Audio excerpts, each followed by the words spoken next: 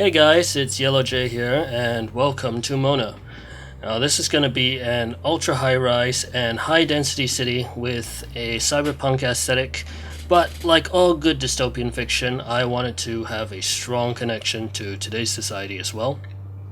Now, you would have seen an overview of the map in the opening cinematics. It's a heavily terraformed version of the Seahorse Archipelago map by Side. I'm not sure how to pronounce it, but it's on the Steam Workshop and it's part of the Mona asset and mod collection, which will be linked in the description below. And I've modified it to represent a coastal setting rather than an island setting, and I'm going to explain the reason for that later in this video. Now, as the title states, we will be placing down the main skyline of the city today, but that's going to be happening towards the end of the episode. And first, we'll be working on the core infrastructure for our downtown area, and that's what you see happening on screen first. Now, the downtown area is going to take up this main peninsula, and we're laying down the street grid here, as well as a central elevated loop for our commuter rail system. And, well, the reason I wanted it to be elevated is because I do want lots of sort of visible infrastructure, just, adding to this whole vibrant, sometimes chaotic even, feel of the city. And it's also going to set ourselves up nicely for some nice first-person train rides in the future, which I don't know about you guys, but it's definitely one of my favorite things to see in City Skylines, so we're going to be doing those when it's time. Now, you're going to see me use a little prop version of the train cars that I'm using, and this is possible with the tree and vehicle prop mod. And what that mod does is it basically creates prop versions of all the vehicle assets that you have and all the trees as well. And the reason I'm using it is to check the radius of the curves in our railway and just make sure that we don't have trains looking like, they're essentially derailing as they navigate the curves. And it's quite important because I do want the curves quite tight in this very dense downtown area. And another mod that you see me using is the node controller on the railways. I just cannot stress how important this mod is and how powerful it really is. Because just especially with these railway replacer mod tracks that I'm actually using for the first time, they can do some really funky things around the nodes, and the make sloped option in the node controller is just absolutely crucial to making these tracks as smooth as possible, and it just adds so much realism to the railways in this game, And right now we're also placing down the key junctions for where the main rail lines of the city are going to split off from this downtown loop and make their way away from the city core, and just making them grade separated so trains aren't crossing over each other. And the lines that you see aren't going to be final. I just want them heading off in a general direction for now, but as we expand the city, it's going to become clearer just where these main rail lines are going to go.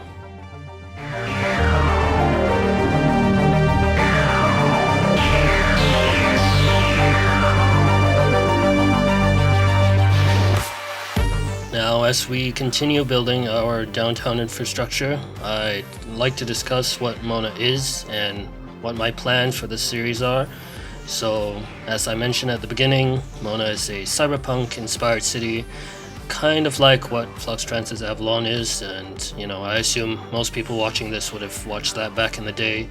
And yes, it is somewhat inspired by Night City from Cyberpunk 2077 in terms of the aesthetic and the setting as well. We're going to have these incredibly dense residential environments and lots of holographic advertising, but in terms of society, I think it'll differ quite a bit from that fictional city. Like I mentioned, my ideal plan is for the series to be, a form of dystopian fiction, kind of inspired by the unfavorable aspects of today's societies that we can reasonably foresee are gonna, they're not gonna go away. They're gonna continue to play a part in the future. So Mona is set in the 2050s. It's an autonomous city-state on a small, isolated peninsula on the Californian coast. So in that sense, it's quite like Night City. And yeah, it's essentially a mega city that's emerged as a financial center after widespread social and political instability across the world was caused by the climate crisis in the decades leading up to this. And it caused the wealthy elites of the world to flee the existing global cities to this isolated place. And like the story of many megacities in real life, waves of working class migrants followed the money essentially, and by the 2050s, the power of the corporate elite has grown to rule the city and carry out the full functions of the state, and doing so entirely benefiting themselves.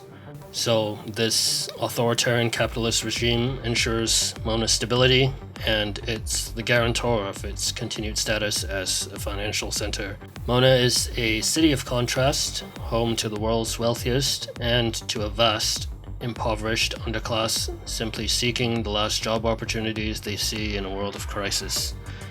Every manifestation of state power exists to protect the interests of corporations, and therefore it's a place with absolute freedom for businesses and the wealthy elites that run them, and a city of total oppressive control over the have-nots that serve them.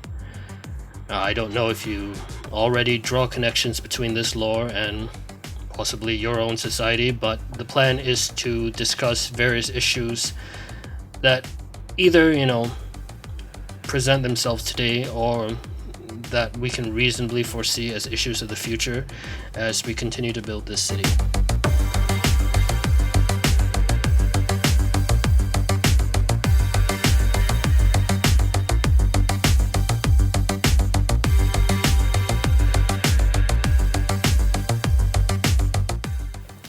Now, in terms of gameplay plans, I think it's smart to mostly limit the city to the main peninsula and the land on either side of it, and just have lots of mountains surrounding it to form a natural geographic limit to the city. And we can kind of leave it to the imagination whether there are further suburbs beyond the mountains. And I think many people watching this will know that City Skylines is not very well optimized. It is an older game, and really no amount of computer power can keep a project in this game going indefinitely. So I figured it's good that we have a realistic constraint on the scope of this project, which is, basically filling in an area much smaller than any realistic megacity would take up. That said, I don't know how long this project can or will run. It's purely a hobby for me, and I don't really plan to go beyond that at this point. But at least we've done our best here to make sure the series doesn't, end abruptly, because the loading time is ridiculous.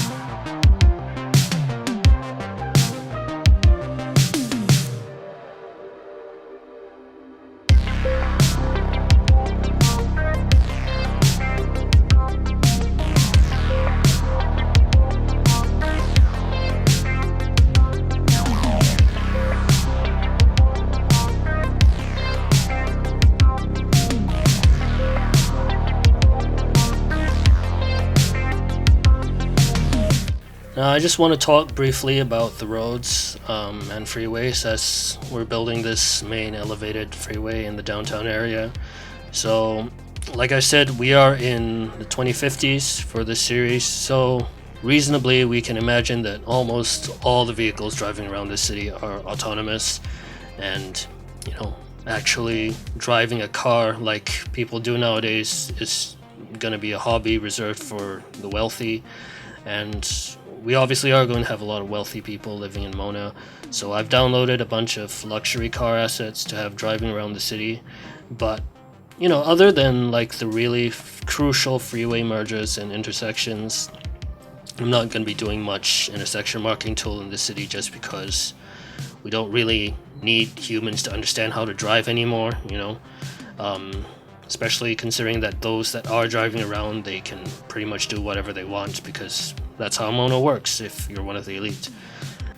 Now, one of the things that I really like about this episode is us building this looping on-ramp that leads you out of the city, connecting you onto the elevated freeway.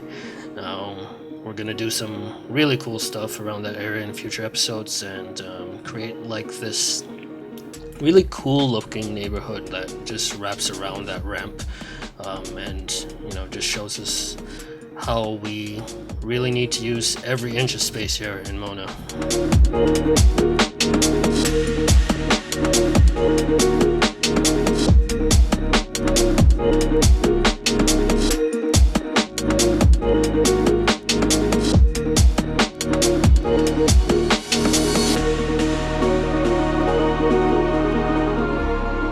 So, as this episode is coming to a close, those of you watching that are familiar with YouTube, you can hit the like button and subscribe to the channel, leave a comment if you understand how any of that stuff helps out.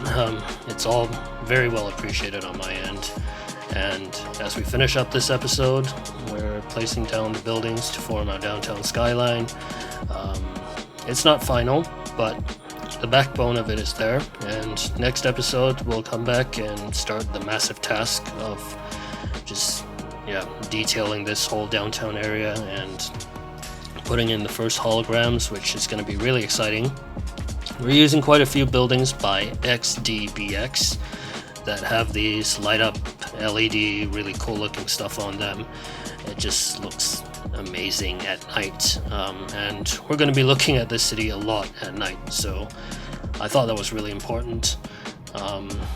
All the buildings I'm using, of course, they're in the workshop collection that I've linked in the description, so please go check them out if you like the look of them. Support the amazing asset creators that make projects like mine possible in the first place.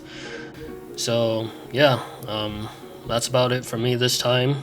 Like I said, we will be continuing right where we left off in this one in the next one, so I hope you enjoyed this episode, and I very much look forward to you joining me in the next episode of Mona.